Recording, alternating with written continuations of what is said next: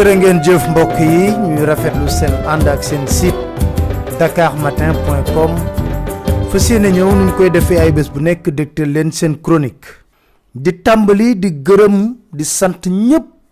ngërëm li nag am na fu mu tàmbalee waaye amatul njeexital ndaxte gis nañ nit ñi ci lim bu takkoo takku ñu ñëwee teewee li nga xam ne moo di cérémonie de présentation de dédicace téere bi ñu bind scandale au cœur de la République, le dossier du coude. ñëpp naam gisuñu leen waaye ñuy feddali suñu cofeel ci ñoom bu baax a baax ndax teew gi ñu teew ci bés boobule. ñu jàpp ne bés boobu bésum réewum Sénégal la woon ndax waxtaane wuñ fa woon leneen lu mooy Sénégal.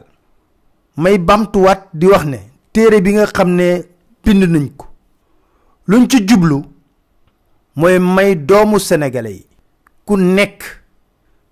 mën a xam coow li amoon ci rapport bu kudd lan moo nekkoon ci rapport bu OFNAC defoon ku nekk nag bu ko xoolee ba pare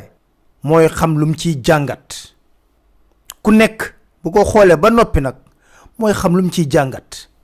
ñun sukkandiku nañ ci rapport boo xam ne OFNAC moo ko génne coow li bari ci lool te Sénégal dafa am lu ñu tënk mu nar a yàq réew mi maanaam ñaawteef da fiy am ñu ne amul solo ndax mbamb du fi weesu weer te loolu mu doon wareef ci taskatu xibaar yépp ñuy duut baaraam li nga xam ne jaaduwul su nekkee ne dañoo namm am réew moo xam ne day nekk ci état de droit ci démocratie ci bonne gouvernance ci yorin wu sell wareef nag boo ko deful du la wàcc loolu moo nekkoon kàddu yu njëkk yoo xam ne bëggoon nañ ko ubbee suñu waxtaanu tey coow li nag bari na waaye ñuy sant yàlla ba ñu amee ay mag ñoo xam ne dañuy woo saa su ne di waxtaan ak ñun waxtaanu biir néeg ndax kilifa gu mag lool daf maa woo ba ma ñëw mu ne ma bu nekkee ne mbott wala golo gu jóg nga tàccu léegi say loxo booy maanaam bu nekkee ne ku wax rek kàddu gu ñaaw jëmale ko ci yow nga tontu léegi fi mu nekk nii ñu min sa xuloo te wolof dafa am lu muy léebu ku min sa xuloo yàpp la ndax waxook ñoom duñu yow doo ñoom ku gis mbott mu tëb wala golo gu tëb rek nga tàccu boo yàggee sa loxoy booy rax ci dolli suñu kilifa Al Maktoum am na lum daan wax ci yenn xeetu mag ñiy wax ma dégtal leen kàddu Al Maktoum yooyu la yàlla ko yonenti wattu la waanitu mag ñu bon ñi bu ñu sañoon ñépp di bandi comme ñoom ni ko seen mantu yu rëy yi ak seen bot yu rafet yi ak seen jaqi wurus yi ak seen kaale yi bu ñuy jaar ci mbedd mi nit ñi ragal leen di leen rukkul ñépp ay bandi grand chemin lañu ni ko bu ñu sañoon nag ñépp di bandi comme ñoom mu ni ko xam nga ni lii génn ci seen gémmiñ ci lu ñaaw dootul kàddu lii génn ci seen gémmiñ ci lu ñaaw dootul kàddu mu ni ko meññentu mbañeel mi ci seen dënn la ñu gëq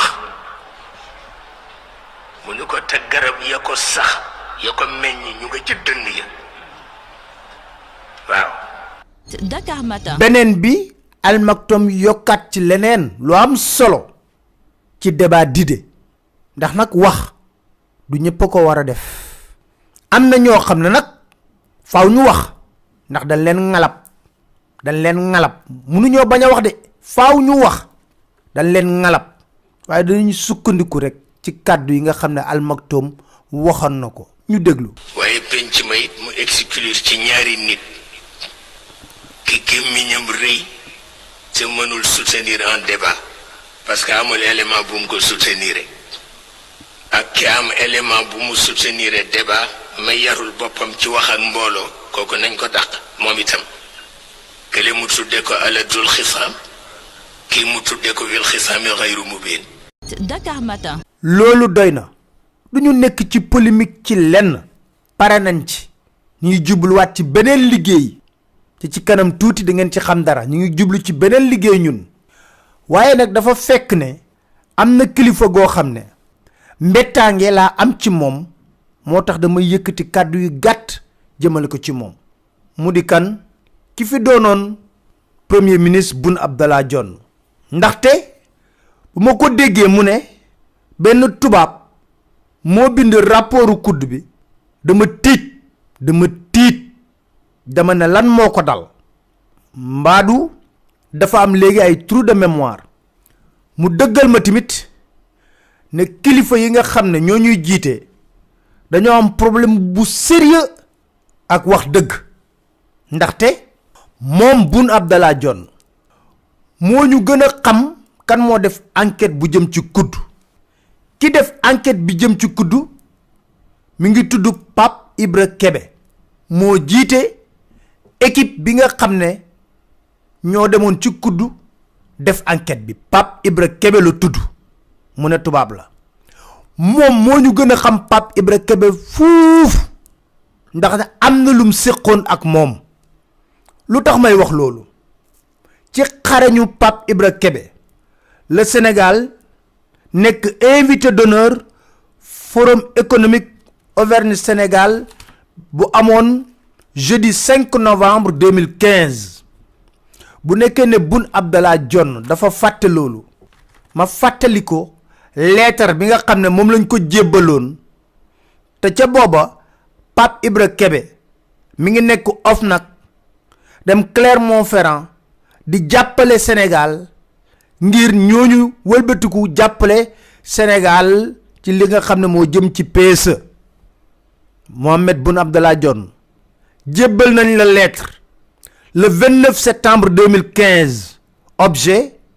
invitation au forum économique Auvergne-Sénégal jeudi 5 novembre à Clermont-Ferrand en France.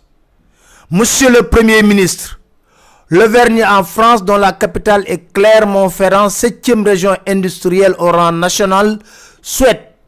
mettre à l'honneur votre pays en s'appuyant sur des relations établies à l'initiative de monsieur Alain Martel, délégué régional du groupe EDF, avec un certain nombre de hauts décideurs du Sénégal, à l'occasion de déplacements à Dakar en 2014. En effet, avec le soutien de l'ambassade du Sénégal en France, l'Agence régionale de développement économique d'Auvergne organise le jeudi 5 novembre 2015 le premier forum économique Auvergne-Sénégal à Clermont-Ferrand. À cette occasion, le plan Sénégal émergent sera valorisé auprès de décideurs institutionnels et économiques de premier plan en Auvergne.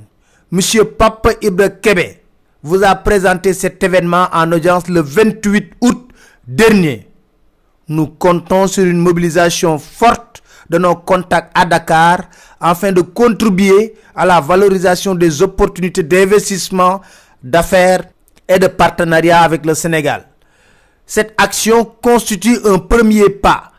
et marquera, nous l'espérons, une étape importante dans l'établissement de coopération entre nos deux pays. Loolu Boun Abdallah Dionne jot nga ko le 29 septembre 2015 Pape Ibra Kébé bi ngay wax tubaab la boobu ma nga ca OFNAC moo dem lijjanti loolu ba mu mën a am nga jëloon ko audience yow le 28 août nga ko jël audience mu wax la lu nekk ci événement bi jàppale la ci nga toog rek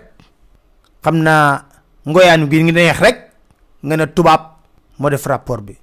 nañuy wax deug te yalla tax ku dé ak sa bammel li am ba dess modi nit mo fi wax ay wax yu reuy suñu mam Serigne Abdoulahat Mbacké na gor bu waxé ren ba déwén te kaddu gu changé wul jappal na koku gor pire la way président Macky Sall lepp luñu wax inventé luñ ko kaddom la mom ci bopam mo nañu bes bu nekké fi nga xamné modi palais de la république dina fexé ba organe de contrôle yi di saytu présidence ndax xol ndax yor nañ ko yor wu sel ñu déglu ay kaddom. Il y aura une transparence même au niveau des comptes de la présidence de la République parce que je permettrai à la Cour des comptes d'avoir accès aux comptes de la présidence de la République et de l'Assemblée nationale. Parce que la Cour des comptes doit aider toutes ces institutions. On n'est pas dans une logique forcément, voyez-vous, de répression, mais de pédagogie et d'accompagnement. Et cela nous permettra d'améliorer nous-mêmes notre gouvernance. Et à partir de ce moment, tous les autres sauront qu'ils seront audités. Si le président lui-même, ses comptes sont audités, à fortiori, un ministère ou une agence, tout cela va aider dans la gouvernance globale du pays. Et cela va donner l'assurance aux partenaires. Et c'est cette assurance qui va relancer l'investissement. Je crois que la meilleure façon de donner les assurances, c'est de dire que mes comptes seront audités. Si la présidence elle-même voit ses comptes audités par la Cour des comptes annuellement, elle dira, Monsieur le Président, ici, cette année, il y a eu débordement par là, il y a eu mal donne par ici, il y a eu ceci, il y a eu cela. Mais des mesures immédiates de correction seront prises. Et à partir de ce moment, je vous dis, si les comptes du président sont audités, mais tous les autres vont faire très attention dans la gestion, que ce soit la primature, les ministères, les agences. Dakar Matin. Est-ce que ba mu toogee ba tey jii am na benn corps de contrôle bu am fit